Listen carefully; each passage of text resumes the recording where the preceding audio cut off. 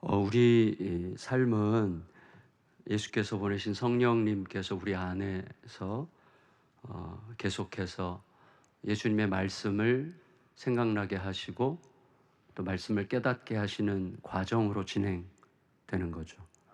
그래서 우리들에게 가장 중요한 것은 듣는 마음입니다. 사람을 영어로 person이라고 하는데 그게 원래 라틴어 계통의 로마 사람들은 그게 소리를 통과시키는 자라는 의미거든요. 그래서 사람은 그 안에 어떤 소리가 있느냐에 따라서 인생이 결정된다고 생각한 거예요. 내 안에 있는 소리가 삶이 되는 거죠. 그 소리는 하나님의 소리, 말씀일 수도 있고 나의 상처받은 소리도 있을 수 있고 또 나의 편견 일 수도 있고 여러 가지 다양한 소리들이 우리들을 끌고 다닙니다. 그래서 내가 어떤 소리에 끌려다니느냐가 우리의 인생을 결정하는 건데 계속해서 주님의 말씀에 귀를 기울이고 주의 말씀이 끌어가는 삶이 왜 그렇게 중요한가 하면 정말 가장 기본적인 것인데 그것이야말로 가장 현실적인 거죠. 빛이 있어라 하심에 빛이 있었고, 그러니까 말씀이 곧 현실이죠. 빛이 있으라 빛이 있었고, 그러니까 말씀이 곧 현실이기 때문에 이 세상은 말씀으로 지음받았고 우리의 인생도 앞이 막혀 있을 때 또 우리의 삶에 어디로 가야 될지 모를 때 주의 말씀이 제대로 들어오면 뭔가 빛이 보이고 그리고 길이 보이는 거예요. 보이지 않던 길이 보이고 때로는 아주 드라마틱하게 홍해도 열리고 어떤 경우에는 너무나 오랫동안 길이 안 열려도 괜찮아요. 왜냐하면 오랫동안 길이 안 열려서 답답하게 막혀있는 그 시간 자체가 응답일 수도 있어요. 왜냐하면 그 시간 동안에 하나님은 내 영혼의 근육을 계속 키우시거든요. 그래서 응답되지 않는 시간조차 응답이에요. 그래서 하나님은 계속해서 응답이 길어질수록 우리 영혼은 더 단단하고 더 튼튼하게 근육이 생기는 시간들이기 때문에 하나님의 말씀에 귀를 기울여 살아가는 게 무척 중요하다는 것입니다. 그래서 우리에게 너무나 중요한 것은 듣는 마음이에요. 듣는 마음. 여러분, 우리가 오늘 새벽에도 기도할 거고 우리 이 세상 떠날 때까지 계속 기도할 건데 우리의 기도가 하나님의 마음에 쑥 들어가는, 하나님의 마음에 쏙 드는 기도면 얼마나 좋겠습니까? 하나님과 통하는 기도. 내가 오늘 기도를 드리는데 하나님과 지금 계속 통하고 있어요. 하나님과 막 주고받으면서 하나님의 마음이 내 마음으로 들어오고 내 마음이 하나님께로 들어가고 하나님과 쑥 통해요. 그래서 어, 내가 기쁜 것보다도 나는 그냥 막 기도하는데 하나님이 너무 기뻐하시는 기도. 하나님이 우리들의 기도를 너무너무 기뻐하시는 거예요. 맞아, 그거야, 그거. 이런 것을 내가 깨닫게 된다면 하나님으로부터 내가 너 기도 너무너무 마음에 든다. 진짜 내가 그 기도 기다렸어. 라는 그런 기도를 우리가 드릴 수 있다면 우리가 뭘 더 바라겠습니까? 만왕의 왕, 세상의 창조자와 통치자와 통하는 자로 살아간다면 얼마나 기쁘겠어요? 그렇죠. 우리에게 필요한 게 바로 그거거든요. 제가 좀 성도들의 이해를 돕기 위해서 만든 이야기가 하나 있습니다. 자, 우리 자녀들 공부 잘하면 좋겠죠. 그렇죠? 우리 자녀들이 공부 잘하면 좋겠는 이유가 뭐죠? 좋은 대학 갔으면 좋겠으니까.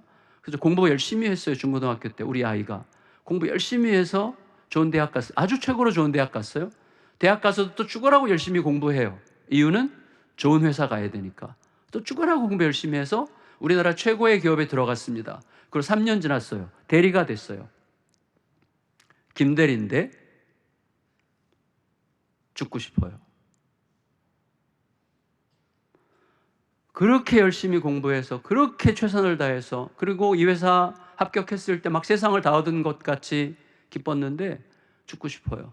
이유는 내가 배치된 부서의 팀장이 박 부장인데 죄송해요. 실감나게 느끼게 하기 위해서 미친놈이야.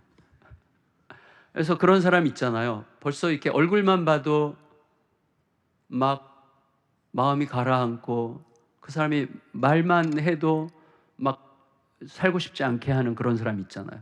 특히 이 박 부장이 교회 다니는 사람들을 너무너무 싫어해요. 근데 김 대리가 교회를 다닙니다. 그러니까 그것 때문에 더 싫어하고, 그러니까 늘 말로, 눈빛으로, 어떤 지시로, 꾸지람으로 이 김 대리로 하여금 자기의 인생의 회의를 느끼게 하고 죽고 싶게 만들고, 도대체 이 회사 언제 그만두지라는 생각을 하게 만드는 사람이 있기 때문에 회사 다니는 게 지옥 같은 거예요. 그렇게 열심히 살아왔는데, 그렇게 열심히 살아온 게 도대체 고작 이 정도의 결과를 위해서 내가 열심히 살아왔던 건가라는 회의가 들면서 살고 싶지 않은 거예요. 위로가 안 돼요. 그날도 아침에 너무 힘들게 겨우겨우 일어나서 회사에 억지로 출근을 합니다. 엘리베이터를 탔어요. 근데 입사한 지 3년 만에 처음으로 회장님과 수행원들이 같은 엘리베이터에 탄 거예요. 회장님이랑 같은 엘리베이터를 tas어요. 근데 회장님이 김 대리가 저 구석에 이렇게 뻘쭘하게 서 있는데, 김관영? 그랬어요. 김 대리 이름이 관영이야. 김관영, 김관영 대리네? 깜짝 놀랐어요.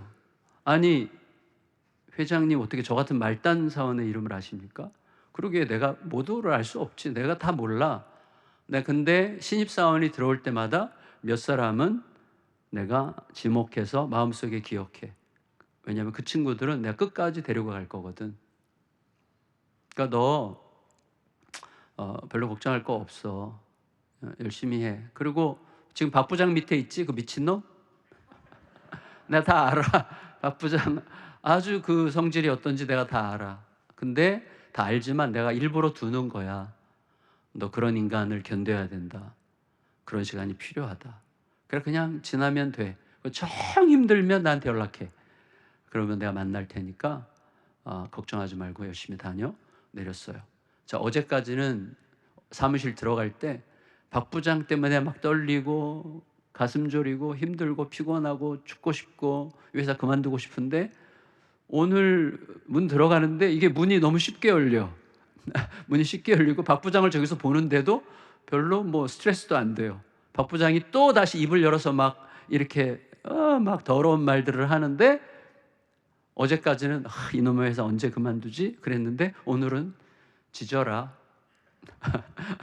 뭐 너가 그래야, 이런 마음으로 듣는 거죠. 여러분, 이게 우리의 신앙생활 아니에요? 듣는 마음인 거예요. 사실은 우리가 회사의 회장님의 한마디가 우리 하나님의 한마디보다 더 묵직하다는 게 우리들의 문제예요. 초대교회 신자들은 하나님의 음성 한마디가 로마 황제의 한마디보다 더 무거웠어요. 그래서 그토록 힘겨운 중에도 교회가 로마를 이긴 거예요. 우리의 무게를 실제로 따져보시기 바라요. 이거를 진짜 실제로 한번 따져보시는 게 너무나 이 얘기를 지금 계속 하려고 해요.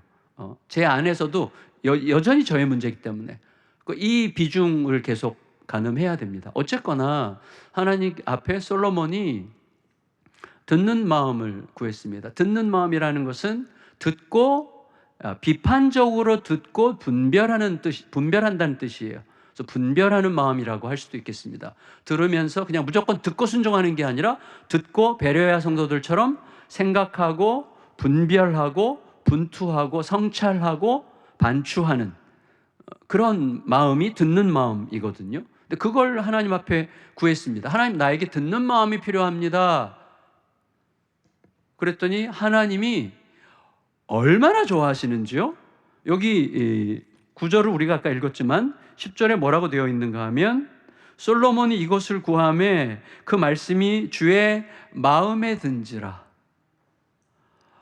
성경에 누가 기도했는데 와, 이거 내 마음에 들어 라고 하나님께서 말씀하신 구절이 여기 말고 다른 데 또 있으면 한번 찾아보세요. 저는 아직 못 찾았는데, 주님의 마음에 드는 기도라고 이렇게 명시적으로 표현된 이런 부분 참 드문 부분이죠. 주님의 마음에 들어요. 어느 정도로 마음에 들었냐면 하나님께서 해석해 주세요. 야, 나는 너가 나 오래 살게 해주세요. 이렇게 기도할 줄 알았어. 돈 많이 벌게 해주세요. 구할 줄 알았어. 하나님, 나 원수, 정말 이 원수 때문에 못 살겠는데 그놈 어떻게 좀 먼저 데려가 주세요. 이렇게 기도할 줄 알았어. 왜냐하면 이게 그 당시 사람들의 보편적인 기도고 평범한 기도예요. 누구나 이런 식으로 기도를 해왔으니까. 그런데 너가 그렇게 구하지 않고 분별하는 지혜를 구했으니, 너가 백성들의 필요, 백성들의 요청을 들으며 내 뜻을 분별하는 지혜를 구했으니 들어줄게. 내가 너의 말대로 해서 너에게 지혜롭고 총명한 마음을 주겠다. 이렇게 얘기하시면서 그 다음에 또 뭐라고 그래요? 하나님께서 얼마나 기쁘신지 13절에 내가 또 너가 구하지 않은 부귀 영화도 너에게 주겠다 그러세요. 여러분, 부귀 영화는 내가 구해서 얻는 게 아니라 하나님이 주고 싶어서 주시는 거예요. 내가 뭘 구할 때? 하나님과 통화하는 마음을 구할 때. 우리 이런 기도하는 신자들이 되시기를 예수님의 이름으로 축복합니다. 하나님이 너무 행복해 하시는, 그렇지, 맞아, 그거야. 나 너가 그렇게 기도하기를 정말 기대했어.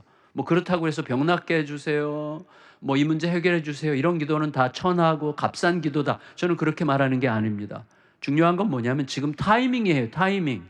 지금 솔로몬이 어떤 상황 속에 있느냐 하는 게 중요해요. 우리들의 상황 속에서 어떤 때는 진짜 신체적인, 육체적인, 또 현실적인 필요를 구해야만 될 때도 있다고 생각합니다. 그럴 때가 있어요. 그러나 지금 내 상황에서 그걸 구해야 되느냐 생각할 필요가 있는 거죠.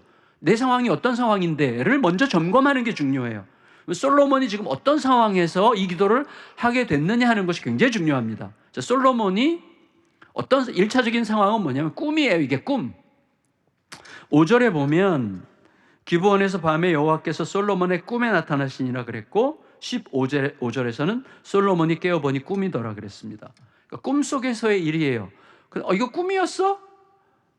뭐 그럼 별거 아니네가 아니라, 아시죠? 구약 이 시대에는 꿈이 하나님의 굉장히 중요한 계시의 수단입니다. 굉장히 중요한 계시의 방식이기 때문에 꿈이어도 괜찮아요. 우리가 질문해야 될 건 이거예요. 더 중요한 건 뭐냐면 어떻게 꿈속에서 솔로몬이 그걸 구했을까? 어떻게 꿈속에서 구하지?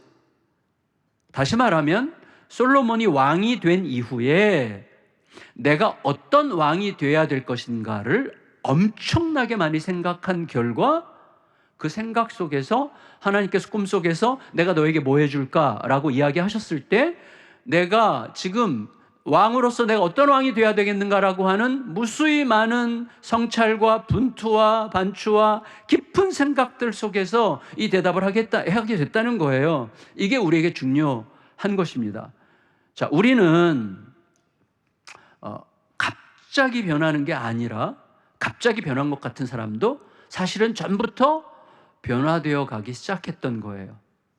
그래서 위험한 말 중에 하나가, 저 사람 내가 전도했어 라고 말할 때 그 말은 맞긴 맞지만 완전히 맞는 말은 아닙니다. 그렇죠? 이 사람이 내 말을 듣고 예수님을 믿기로 결정하기까지 하나님께서 얼마나 많은 사람들을 통해서, 얼마나 많은 환경을 통해서, 얼마나 많은 기회들을 통해서 이 사람들에게 권하고 찌르고 또 이 사람을 밀어가고 느끼게 하고 얼마나 많이 했겠어요? 나는 그 타이밍을 만났을 뿐이지 내가 한 게 아니라는 거예요. 지금 솔로몬이 이렇게 하나님 앞에 꿈속에서 이야기할 수 있는 것은 굉장히 많은 생각들이 있었다는 뜻입니다. 무슨 말이냐면, 제가 사진을 배운 적이 있는데, 사진 배우기 위해서 첫 번째 이제 강의를 다 듣고 첫 번째 출정을 그 식물원으로 갔는데, 식물원에 들어갈 때 사진 작가, 옛날에 그 옥하는 목사님 사진 가르쳐 주셨던 함철원 작가라는 분한테 사진을 배웠는데, 그분이 입구에서 그렇게 얘기하셨어요. 여러분, 지난 1년 6개월 동안 저한테 사진을 배웠는데, 저는 사실은 사진이랑 취미가 없어서 이제 나중에 사진기를 팔아서 지금 안 하는데, 사진 찍을 때 그때 그분이 이렇게 얘기했어요. 여러분이 지난 1년 6개월 동안 배운 실력이 이 사진 안에 들어가는 게 아닙니다. 여러분이 태어나서 지금까지 살아왔던 세월이 사진 속에 들어가게 될 것입니다.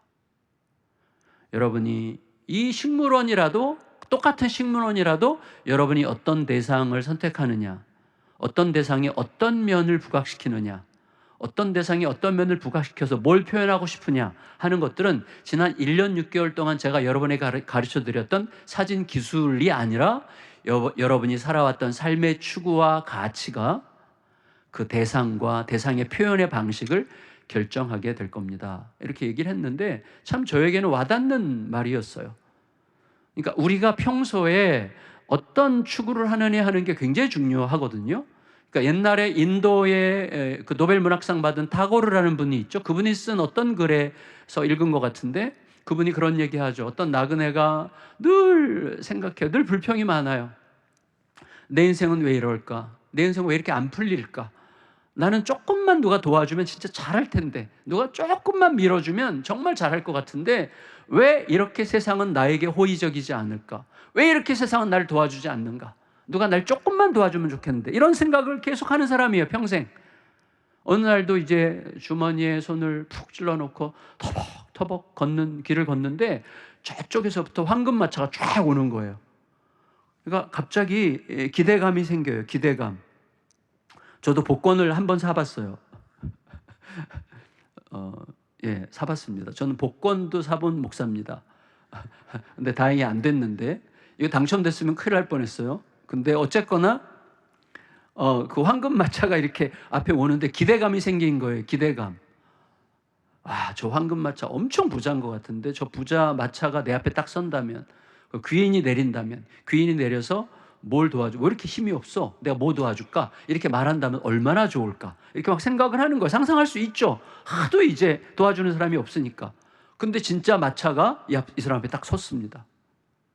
문이 열렸어요. 누가 내리는데 진짜 엄청 부자가 막 이 귀티가 확 절절절절 흐르는 사람이 쫙 내렸습니다. 이 사람이 말했어요. 내가 너에게 뭘 도와줄까? 라고 말해야 되는데 그렇게 말하지 않았어요. 이렇게 말했습니다. 너는 나에게 뭘 주려고 여기서 기다리고 있었느냐? 이 사람이 평소에 한 번도 생각해 보지 않은 거예요. 누가 날 좀 도와주면, 누가 좀 안 도와주나? 맨날 이런 방식으로만 생각했기 때문에 내가 누구를 도와준다는 방식에서는 생각이 안 나는 거예요. 그러니까 갑자기 당황했어요. 너무나 당황해서 막 주머니를 막 뒤졌더니 한쪽 주머니에 딱딱하게 굳은 밥풀떼기 하나가 잡혀가지고 이거라도 그래서 그 귀인한테 줬어요. 귀인이 밥풀떼기를 손에 쥐고 딱 쥐고 다시 타고 슝하고 갔습니다. 그러니까 이 나그네가 어떻게 했어요? 그러면 그렇지, 이놈의 더러운 세상 진짜, 아니 나 같은 사람한테 뭘 달라고 그래? 내가 날 보면 몰라? 아무것도 안 가진 거? 나한테 뭘 달라 그러는 거야 도대체? 뭘? 이렇게 생각하는 거예요. 그러면서 이제 불평하면서 주머니에 이렇게 집어넣고 가는데 다른 쪽 주머니에도 똑같은 밥풀떼기 하나가 잡히는 거예요. 꺼내서 보니까 진짜 똑같이 생긴 밥풀떼기가 있는데 황금이었어요. 그래서 그제서야 깨달은 거죠. 당신 같은 귀인에게는 외투를 벗어드려도 아깝지 않습니다. 아니, 당신 같은 분에게는 내 인생을 맡기고 싶습니다 라고 내가 기꺼이 나를 맡길 수 있었다면 내가 황금 같은 인생을 살았을 텐데 라는 것을 뒤늦게 깨닫는 거죠. 성도님들, 중요한 건 뭐냐면 어느 날 갑자기가 아니에요. 내가 매일매일 하루하루를, 그래서 우리에게 되게 중요한 것은 day by day예요. 하루하루. 언젠간 뭔가 있을 거라고 생각해요. 하나님께서 저에게 깨닫게 하신 건 뭐냐면, 제가 평생 달려왔어요. 저도 열심히 달려왔는데 언젠가 있을 것 같아요. 뭐가? 어떤 성취가, 어떤 결과가, 어떤 무언가가, 성과가, 내가 기대하는 어떤 그림이 어딘가에, 언젠가에 있을 것 같은데요, 그건 없어요. 저희 교회가 제가 생각했던 거, 제가 개척할 때 생각했던 것보다 훨씬 큰데 그게 아니었어요. 이게 아니었어요. 그러니까 이게 그림이 아니었어요. 그리고 제가 생각했던 그림도 아니에요. 뜻대로 되는 게 없어요. 그러니까 내가 원했던 게 뭘까? 내가 원했던 게 뭘까? 아무리 생각해도 없는 거예요. 근데 그게 나중에 알게 된 게 뭐냐면 그게 오늘이더라고요. 톨스토이는 그걸 깨달았어요. 톨스토이는 이미 그걸 깨닫고 내 인생의 가장 중요한 날은 오늘이고 지금이고 내가 만나는 사람이고 지금 내가 행하는 일이다. 이거를 깨달은 거예요. 말씀을 묵상하는 동안에 깨닫게 된 거죠. 여러분, 이게 너무 중요하더라고요. 그래서 오늘 데이 바이 데이 하루하루 내가 살아가는 삶들이 나도 모르는 사이에 누적되고 축적되면서 이게 축적의 힘이라는 거죠. 축적의 힘. 그래서 그 방향에서 그렇게 되면 어떻게 되죠? 자, 생각이 바뀌면 보이는 게 달라져요. 생각이 바뀌면 선택이 달라져요. 보이는 게 달라지면 다른 선택을 하고, 다른 선택을 하면 다른 결과가 나오고, 다른 결과가 내 인생을 형성하는 것입니다.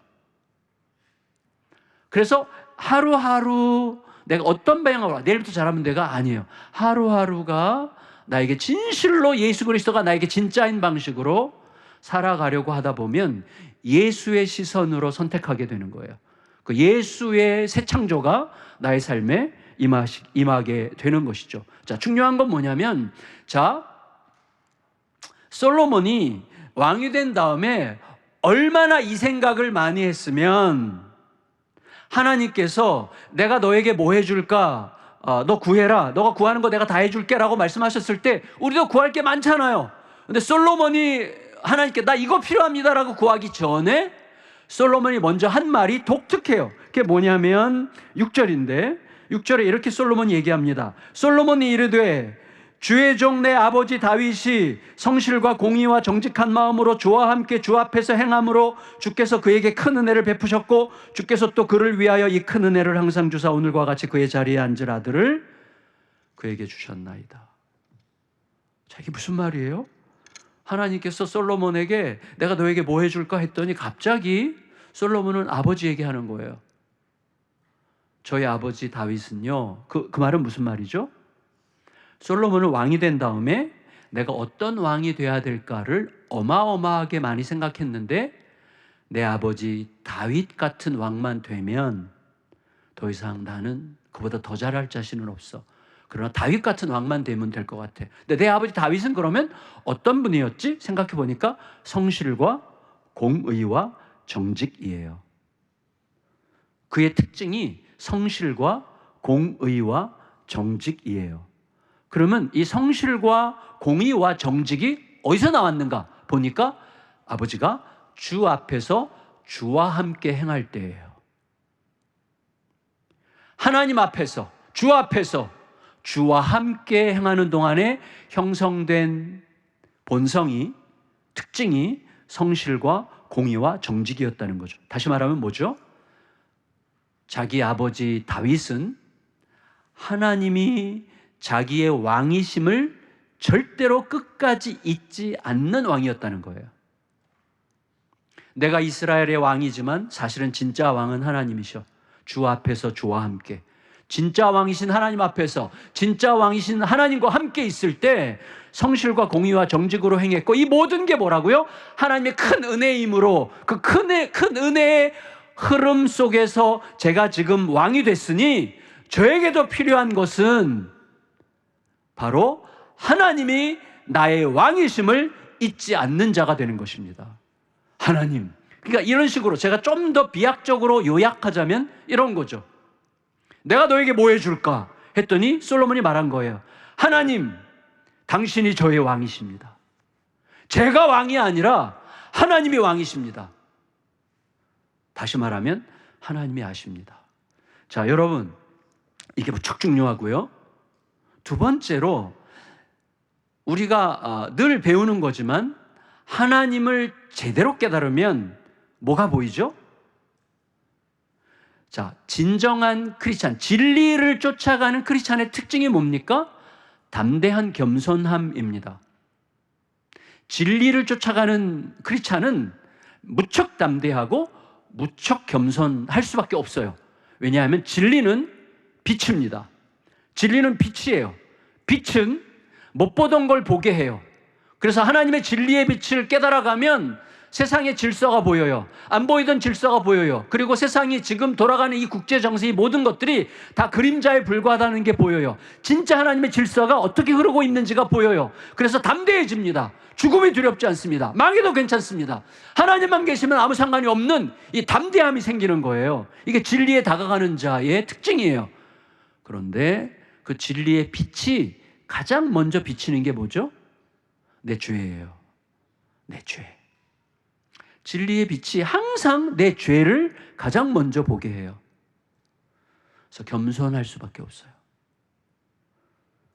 하나님께로 다가가는 자는 담대하고 겸손해요. 크리스찬의 이게 굉장히 독특한 본성이에요. 담대한 겸손함. 무슨 말이냐면 하나님의 진리 앞에, 하나님이 누구신지 앞에 제대로 서면 내가 보여요. 내가. 그래서 솔로몬이 하나님께서 내가 너에게 뭐 해줄까? 했더니 하나님이 왕이십니다. 이런 식으로 대답을 했다면, 그리고 나서 곧바로 솔로몬이 뭐라고 합니까? 7절에 같이 읽겠습니다. 7절. 7절을 띄워주시겠어요? 시작. 나의 하나님 여호와여, 주께서 종으로 종의 아버지 다윗을 대신하여 왕이 되게 하셨사오나 종은 작은 아이라 출입할 줄을 알지 못하고. 저는 어린애에 불과합니다. 하나님이 왕이신데 저는 어린애에 불과합니다. 진짜 아무것도 아닙니다. 우리로 치면 좀 더 과격하게 표현, 전 진짜 똥오줌 못 가리는 어린애, 애기에 불과합니다. 주님, 저 같은 게 뭘 하겠습니까? 자, 그러니까 어떻게 해요? 여기에서 진짜 기도가 나오는 거예요. 여기에서 진짜 기도가, 하나님이 왕이시고 나는 어린아이인데, 그러니까 나에게 필요한 게 뭐예요? 듣는 마음이죠. 왕으로부터 듣고 왕으로부터 듣는 것을 분별하여 행하는 것, 이게 솔로몬이 구하게 된 배경인 거죠. 이 여정이 우리에게 필요한 거예요. 이 여정이. 그래서 우리가 교회에 와서 말씀을 들을 때나 말씀을 펼쳐 읽을 때나 기도할 때나 가장 우리에게 중요한 건 뭐냐면 하나님이 누구신가를 계속해서 확인하는 거예요. 하나님은 누구신가? 제가 새벽마다 기도할 때 하나님이 누구신가를 이야기할 때 저는 항상 이걸 얘기해요. 하나님은 다 이루신 분입니다. 하나님 모든 것을 행하셨습니다. 하나님은 나보다 완전히 오르십니다. 제가 이해되지 않아도, 제게 헤아려지지 않아도, 제가 기분이 나빠도, 제 자존심이 상해도, 제가 상처 때문에 막 죽을 것 같아도 하나님은 여전히 오르시고 선하십니다. 그 위에서 오늘 살겠습니다. 하나님, 오늘 저는 염려와 근심이 제 안에 있습니다. 그러나 지금 제가 만나고 있는 하나님은 나의 내일로부터 오신 하나님이십니다. 하나님, 나의 내일을 아시는 분으로서 오늘 나를 만나고 계시니 오늘 주의 음성을 들으면 그것이 나의 내일을 위한 가장 위대한 준비인 줄 알겠습니다. 하나님, 나의 과거를 보면 하나님 분명히 인도하셨습니다. 그러므로 하나님은 앞으로도 인도하실 것입니다. 하나님, 제가 지금 하나님의 이름을 부르고 있습니다. 제가 지금 다른 데 있지 않고 하나님의 이름을 부르고 있다는 것은 나에 대한 하나님의 지금까지의 모든 인도하심이 요만큼의 오차도 없이 정확했다는 증거입니다. 그러므로 앞으로 하나님은 그렇게 인도하실 것을 믿습니다. 매일 이걸 선포하면서 그 위에서 기도하는 거예요. 그 위에서. 그러니까 하나님이 누구신가. 그래서 이 기도를 계속하다 보면 찌질한 저의 모습, 너무나 보잘것없는 저의 모습, 말씀 준비하면서도 갑자기 음란해질 수 있는 저의 찌질하고도 보잘것없는 저의 모습, 막 거룩한 이야기를 하는 중에도 욕망을 품게 되는 나의 아주 애매하고 혼란스러운 모습이 보여요. 그러면 그 모습을 고백하고, 주님은 이렇게 영광스러우신데 저는 왜 이것밖에 안 되는데 어떡하죠? 그때 뭐예요? 오늘 본문의 배경이 굉장히 재밌어요. 뭐냐면 솔로몬이 3장이 어떻게 시작됩니까? 솔로몬이 애굽 바로 왕의 딸과 결혼해요. 그럼 백성들의 볼 때 이방 여인이랑 결혼해도 되네? 이렇게 생각할 거 아니에요. 굉장히 잘못했어요. 근데 그것과 동시에 뭐가 있어요? 솔로몬이 여호와를 사랑하고 이렇게 얘기해요. 그게 동시에 있어요.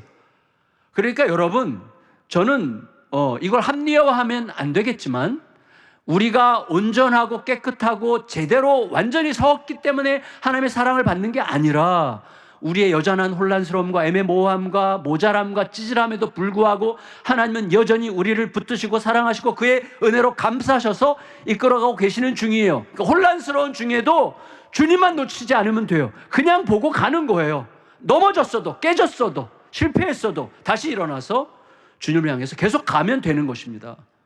우리가 뭐 대단해서 온전해서 하나님을 따라가는 게 아니잖아요. 우리는 그렇게 대단치 못한 자들이죠. 주의 은혜가, 주의 크신 은혜가 우리를 끌고 가게 하는 것입니다. 결국은 하나님께서 솔로몬의 이 기도를 들으셨습니다. 들으셨어요. 들으신 증거가 뭐죠? 자, 이 하나님과 이 기도 끝에 바로 이어지는 사건이 뭐죠? 두 창녀 사건이에요. 두 창녀 사건. 두 창녀가 참 얼마나 안쓰러워요, 진짜. 몸 팔아서 살아야만 되는 이 여자들이 무슨 음란을 즐겼겠습니까? 우리는 속사정을 진짜 알 수 없지만 얼마나 안쓰러워요, 이 자체가. 너무나 안타깝죠. 근데 애를 낳았어요. 원해서 낳았을지 원치 않는데도 나왔는지 모르겠지만 둘 다 애가 하나씩 있어요. 같은 좁은 데서 자요. 얼마나 좁으면 자다가 애가 죽어. 엄마가 애를 덮쳐가지고 자다가 애가 하나 죽었어요. 이 상황 자체가 얼마나 비참해요. 이 두 창녀가 시비가 붙었어요. 이 살아있는 애가 자기 애라고 우리가 아는 너무나 유명한 이야기죠. 근데 어떻게 해요? 이 사건이 솔로몬의 귀에 들어오고 두 창녀가 솔로몬의 왕실에 와서 솔로몬 앞에, 왕 앞에서 재판을 받아요. 이미 솔로몬은 듣는 자가 됐어요. 어떻게 감히 창녀들이 자기 애 죽은 사건 가지고 시시비비가 붙었는데 그거를 왕 앞에 가지고 와서 왕 앞에서 시시비비를 가립니까? 왕이 허락한 거예요. 하나님이 이미 그 마음을 주셨어요, 솔로몬에게. 판정할 수 있는 마음을. 그리고 어떻게 시시비비가 가려졌는지 너무나 잘 아시죠. 그런데 솔로몬이 정말 제대로 듣는 마음을 가지고 그래, 살아있는 애를 죽여서 반씩 나눠줘라. 그래서 문제가 해결이 됐어요. 진짜 엄마가 안 됩니다, 안 됩니다. 아이를 죽이지만 말아주세요. 저 여자 주세요. 자기 아이. 진짜 엄마는 그러죠. 진짜 엄마가 가려졌기 때문에 진짜 엄마한테 줬어요. 자, 그러면 저는 이 이야기를 반복해서 읽으면서 약간 슬퍼졌어요, 마음이. 그래, 맞아. 해피엔딩이야. 근데 해피엔딩은 반쪽이죠. 지난밤에 애가 죽은 창녀는 어떻게 되는 거예요? 지난밤에 아이가 죽었어요. 뭐 자기 실수지. 그리고 임금 앞에서 완전히 자신의 이 엄청난 사악함이 까발려지고 모든 신하들도 다 보고 온 백성들 앞에서 이제 더러운 년, 저주받은 년, 거짓말쟁이, 나쁜 년, 이런 식으로 저주받은 인생으로 그렇게 끝나야 되는 걸까요? 저는 우리 예수님께서 이 여자까지 기억하게 하시라고 우리에게 오셨다고 생각해요.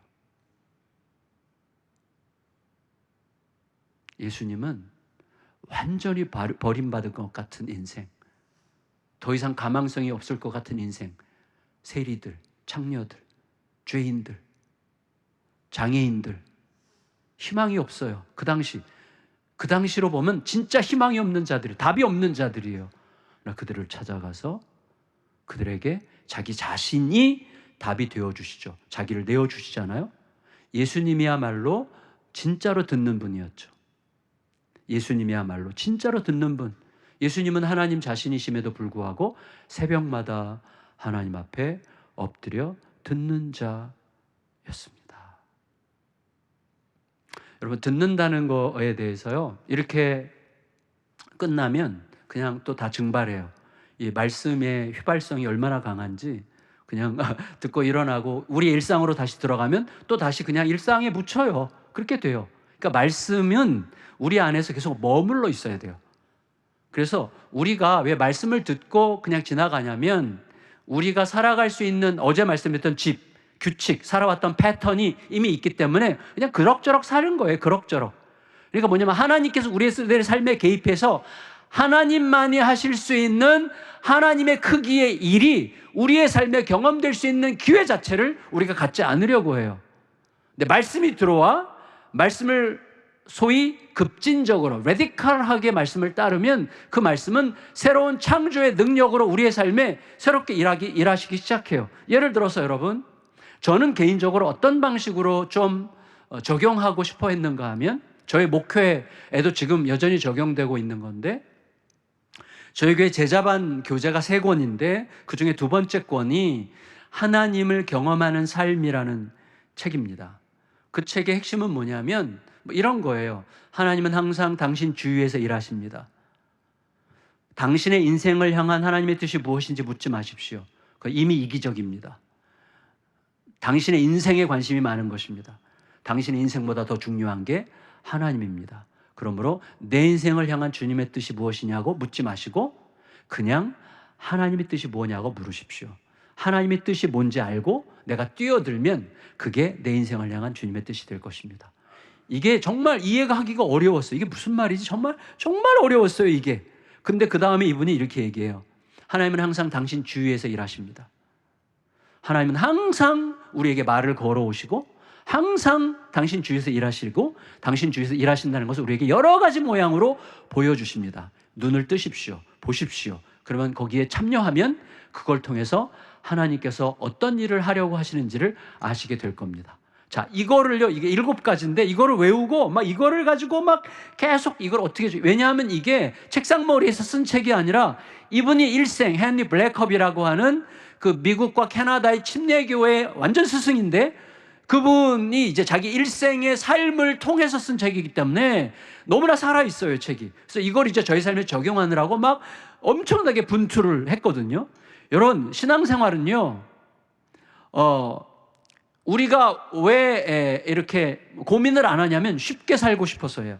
그냥 가르쳐 주는 대로 살려고 하기 때문이에요. 너무나 감사한 것은 우리 이관영 목사님께서 말씀을 들어보니 성도들이 스스로 자발적으로 움직이는 교회를 추구하시더라고요. 저는 진짜 완전 동의해. 100%. 그 길이에요, 그 길. 그 길로 안 가면 목회자들은 죄송하지만 살짝 잘못하고 있는 거예요. 이것만이 유일한 길이라고 제가 감히 말할 수는 없지만 성도들이 스스로 생각하고 고민하고 판단하고 움직이도록 하는 영적 분위기를 형성하지 않으면 교회는 교회다워지기가 어려워요. 그냥 종교 집단이 돼요. 뭐 시키는 거, 목사님 뜻이 뭐야? 그래서 목사님이 뜻만 계속 묻고 시키는 것만 하는 거예요. 그러면 하나도 안 자라요.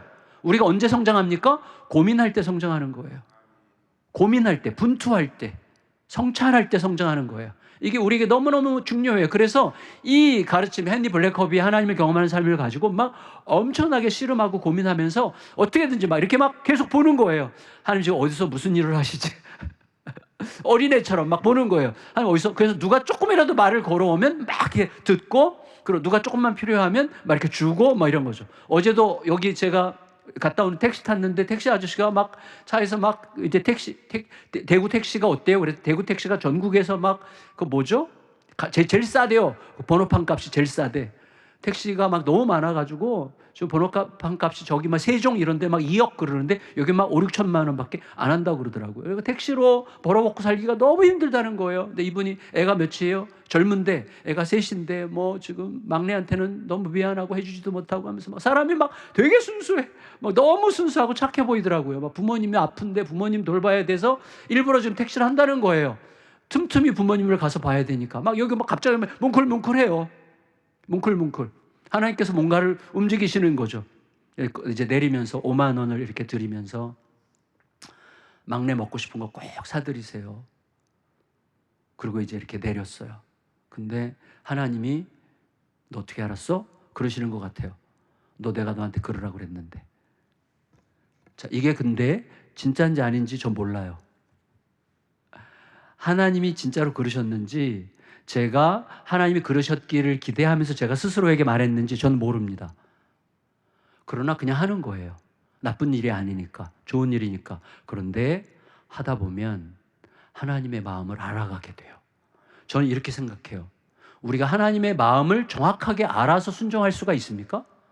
불가능해요. 우리들은요, 순전할 수가 없어요. 우리는 일단 이기적이고 자기중심적이고 자기 생각이 더 옳고 우리는 그리고 욕망 덩어리이기 때문에 하나님의 뜻을 순전하게 100% 퍼펙트하게 따를 수가 없어요. 다 뒤섞여 있어요. 그러니까 이게 옳은 일이다, 이게 하나님의 뜻인 것 같다, 그러면 그냥 하는 거예요. 하다가 실패하면 어때? 왜? 하나님은 우리가 하나님의 뜻대로 순종하려다가 실패한 것까지 아시는 분이잖아요. 그러니까 하나님은 괜찮아, 괜찮아, 잘했어. 그러고 함께 가시는 분이시잖아요. 그러니까 이게 실패, 성공, 이게 100%가 아니에요. 믿음과 불신도 100%가 아니에요. 우리가 믿는 동안에도 의심이 있어요. 의심하는 동안에도 믿음이 있어요. 다 섞여 있는 거예요, 우리의 삶이라는 게. 그러니까 하나님 앞에서 중요한 건 뭐냐면 주님께서 이끄시는 것 같을 때 그냥 뛰어드는 거예요. 제가 새벽 기도를 마쳤어요. 새벽 기도 마치고 이렇게 나오는데 사거리 구석에서 권사님 두 분이 막 너무 안타까워하면서 막 어떻게 어쩔 줄 몰라요. 막 택시를 잡으려고 하는 것 같은데, 평소 같으면 제가 사거리에 딱 서가지고 좌회전하면 저희 집 가는데 이분들 우회전하는 그 모퉁이에 막 택시를 잡으려고 하는 거예요. 그래서 제가 하나님은 어디서나 일하신다. 하나님은 그 일하심에 나를 초대하고 계신다. 그 새벽에도 그 기도를 했기 때문에 일단 출근도 바쁘고 하지만 일단 그 앞에 섰어요. 문 열고 권사님들 안녕하세요 했어요. 권사님, 목사님 큰일 났어요. 왜요? 이 권사님 남편 교회 안 다니는데 이 권사님 남편이 이분이 교회 가는 걸 그렇게 싫어하고 특히 새벽 기도 가는 걸 너무너무 싫어하는데 남편이 새벽에 코피가 터졌는데 멈추질 않아요. 근데 옆에 아내가 없으니까 지금 화가 나가지고 교회 전화해가지고 막 온갖 쌍욕을 다 하면서 막 진짜 난리가 난 거예요. 막 교회에다가 막 진짜 이제 뭐 하여튼 할 수 있는 욕은 다 한 거야. 그러니까 막 난리가 났는데 지금 빨리 집에 가야 되는데 택시가 안 잡히는 거예요. 그러니까 빨리 타세요. 한 5분 거리예요. 택시 이제 차 몰고 팍 가서 딱 갔어요. 빨리 들어가세요. 그래서 그 남자가 이제 무슨 난리를 칠지 모르니까 빨리 올라가 보세요. 그랬더니 권사님 한 분이 제 손을 딱 잡았어요. 목사님 여기까지 오셨는데 기도 좀 해주고 가세요. 하나님은 이런 식으로 나의 순교의 날을 잡아놓으시고 초청하시는구나. 들어갔더니 이분이 진짜 소파에 이렇게 막 지쳐가지고 소파에 이렇게 하고 계시고 코피 닦은 휴지들이 막 널브러져 있고 막 난장판인 거예요. 들어갔더니 이 사람이 누구요? 제가 막 요새 쫄리는데 쫄면서 솔직하게 얘기했어요. 정말 죄송합니다. 저는 선생님의 아내 권사님이 다니는 교회 목사입니다. 제가 코피 나서 힘드시다는 얘기 듣고 사실은 여기까지 모셔다 드리느라고 왔습니다. 그러니까 모셔다 드렸다니까 할 말이 없잖아요. 그래서 제가 이렇게 얘기했어요. 선생님, 지금 엄청 기분 안 좋으시겠고 교회 별로 안 좋으신다고 제가 들었는데 맞습니다. 교회 안 좋아하실 수 있습니다. 목사 싫어하실 수 있습니다. 근데 제가 여기 들어온 김에 좀 기도하고 가도 될까요? 제가 기도하도록 허락해 주실 수 있을까요? 근데 가만히 있더라고요. 사람은 아파야 돼. 사람은 문제가 있어야 돼. 문제가. 가만히 있어요. 그래서 선생님 죄송하지만 여기 좀 한번 누워주시겠어요? 그랬더니 이렇게 순순히 와서 누워. 그리고 저는 이마에 손을 얹고 두 분은 발을 잡고 막 간절히 기도했어요. 하나님, 이분이 교회를 싫어합니다. 목회자도 싫어합니다. 근데 아침에 코피가 터졌는데 아내는 없고 아내는 가지 말라는 교회 가서 지금 기도하고 있는데 나는 코피가 터져서 너무나 힘이 듭니다. 지금 원망과 불평으로 가득하 있고 너무 화가 나 있습니다. 주님, 이 선생님을 보호해 주세요. 왜 이 상황을 허락하셨습니까? 하나님, 아내가 매일매일 부르짖는 그 하나님이 진짜이심을 알려주시기 위해서 허락하시지 않았다면 저는 이해할 수 없는 상황이라고 생각합니다. 하나님, 부디 코피를 멎게 해주세요. 주님, 코피를 멎게 해주세요. 코피를 멎게 해주세요. 간절히 기도했어요.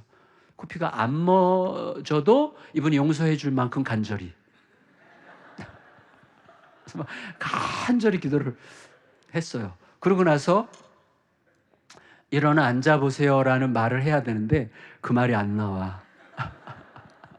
일어나 앉다가 코피 쏟아지면 이거 이제 끝나는 거예요. 끝나. 근데 주님 믿습니다 하고 살살 이렇게 한번 앉아보세요 했더니 코피가 안 나는 거예요. 자신이 생겼어요.